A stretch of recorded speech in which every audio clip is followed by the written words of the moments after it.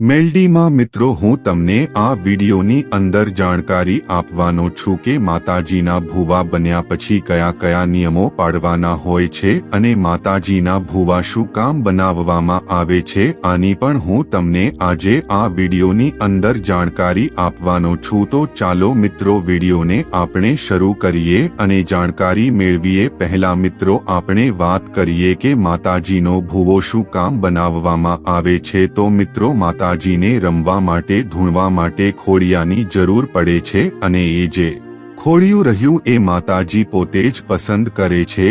હાટું થઈને મિત્રો માતાજીનો ભુવો બનાવવામાં આવે છે। આ સિવાય મિત્રો મઢની અંદર નિયમિત રૂપથી ટાઈમસર માતાજીના દીવા ધૂપ થઈ જાય અથવા મઢની અંદર જે બીજા નાના મોટા કામ હોય એ ટાઈમસર થઈ જાય એ હાટું થઈને મિત્રો માતાજીનો ભુવો બનાવવામાં આવે છે। હવે મિત્રો આપણે વાત કરીએ કે માતાજીના ભુવા બન્યા પછી કયા નિયમોનું પાલન કરવાનું રહેશે। જોવો મિત્રો તમે કુળના ભુવાઓ અથવા તો તિલકથી ભુવા બન્યા હો અથવા તો સાંદલાના ભુવા બન્યા પછી મિત્રો તમારે જે નિયમ પાળવાના છે હું તમને જણાવવાનો છું। હું તમને ખાલી એક મેન મોટો નિયમ જણાવવાનો છું। જો આ નિયમ તમે પાળશો એટલે તમે જે માતાજીના ભુવા છો એ માતાજી સદા તમારા ઉપર રાજી પ્રસન્ન રહેશે। મિત્રો નિયમ એ છે કે તમારે માતાની રજા લીધ્યા વગર કોઈ પણ કાર્ય કરવાનું નથી। ઉદાહરણ તરીકે મિત્રો તમારા ગામની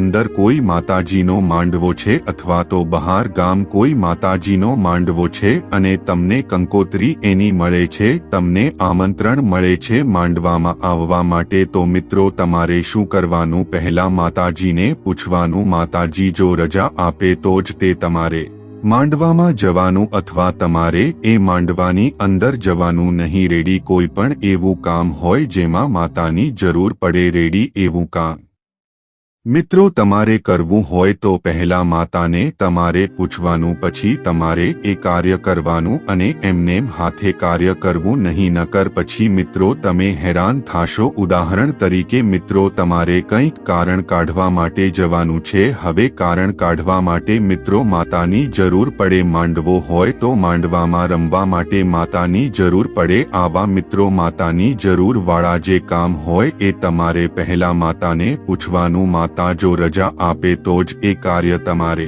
કરવાના, અન્યથા મિત્રો તમારે એ કાર્ય કરવાના નહીં અને માતાની તમારાથી બને એટલી તમારે વધારે સેવા પૂજા અને ભક્તિ કરવાની। રેડી જેટલું વધારે તમારું ભજન હશે એ પ્રમાણે મિત્રો માતા જે રહી એ તમારું કાર્ય કરશે। તો આ મિત્રો એક મેઇન અને મોટો નિયમ કે માતાની રજા લીધ્યા વગર તમારે કોઈ પણ કાર્ય કરવાનું નહીં। તો બસ મિત્રો આજના વિડીયોની અંદર આટલું જ। તે આ હતી મિત્રો એ જાણકારી। જો તમને આવા જાણકારીના વિડીયો જોવા ગમતા હોય તો ચેનલને સબસ્ક્રાઇબ કરવાનું તમે ભૂલતા નહીં। તો જય મેલડીમાં।